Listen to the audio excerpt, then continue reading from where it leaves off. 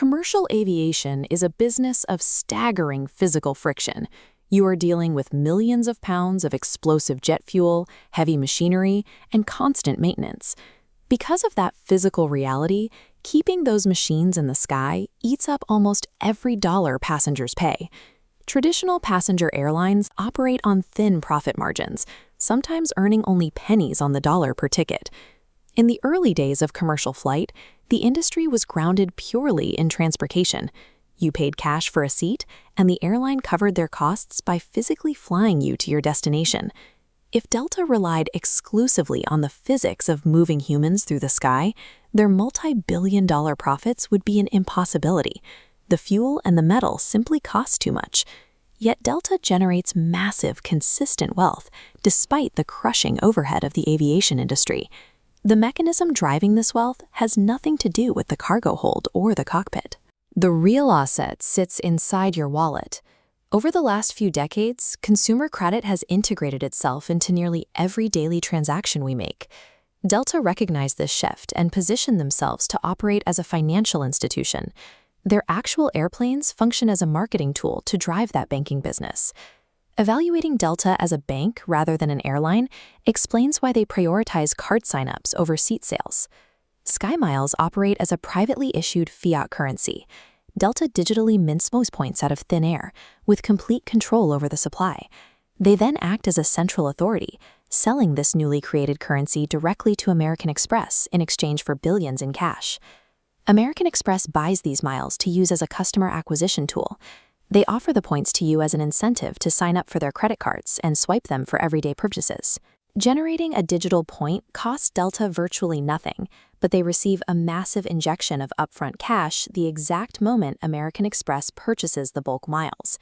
This constant cash flow helps offset the massive overhead required to buy and maintain an actual fleet of aircraft. The physical reality of redeeming those miles is favorable to the airline. Passengers generally claim a seat that would have otherwise flown empty, creating little to no loss for Delta. This digital economy operates on a different logic than the historical model of walking up to a counter and paying fixed cash values for a physical ticket. To protect this digital economy, Delta acts as its own central bank. They removed their official award charts, which used to guarantee that a specific flight would cost a set number of points. Instead, they use dynamic pricing. This allows Delta to alter the point cost of a flight at any given moment, effectively controlling the inflation rate of their own currency and causing the purchasing power of a single SkyMile to depreciate.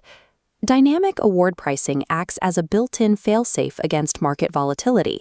If jet fuel prices spike or demand surges, Delta simply requires more miles to book a seat. Controlling both the currency supply and its inflation rate gives Delta a level of financial stability that few other transportation companies can achieve. Delta operates a loyalty program that happens to own a fleet of airplanes.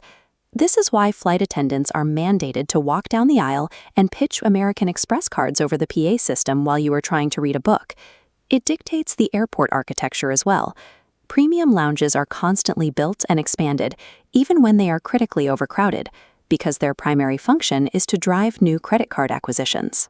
The physical experience within the airline's footprint is actively subordinated to the financial goals of the credit card partnership.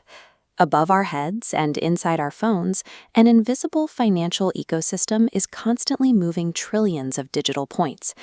The business of selling transportation has become a secondary support system for a larger financial machine. For Delta, the value of the passenger is found in their credit profile rather than the price of their ticket. The flight itself is just the beginning of the transaction.